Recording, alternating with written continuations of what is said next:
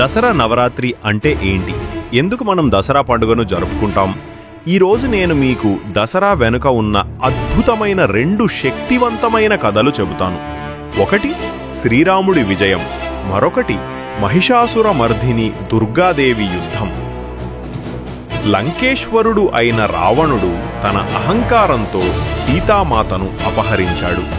ఆమెను రక్షించడానికి శ్రీరాముడు, తోడుగా లక్ష్మణుడు, మహావీరుడు హనుమంతుడు వానరసేనతో యుద్ధానికి సిద్ధమయ్యాడు.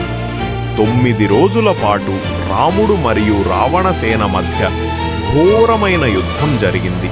చివరగా 10వ రోజు రామబాణం గర్జించి రావణుడి అహంకారం శాశ్వతంగా కూల్చివేసింది. అదే విజయదశమి. సత్యం చెడుపై గెలిచిన చారిత్రక రోజు. ఇప్పుడు వినండి. దుర్గాదేవి మరియు మహిషాసురుని అమోఘమైన యుద్ధం.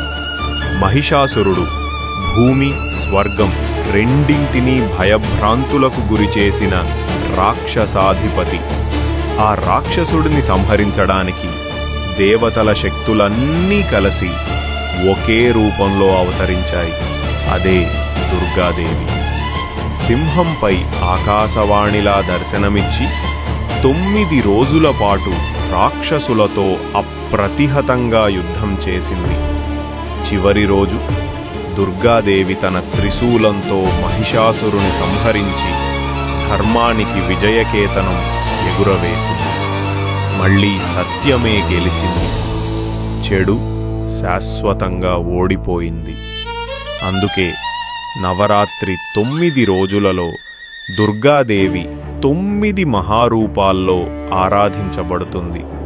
ఆ 9 రూపాల కథలను మీకు వచ్చే వీడియోలలో ఒక్కొక్కటిగా పరిచయం చేస్తాను.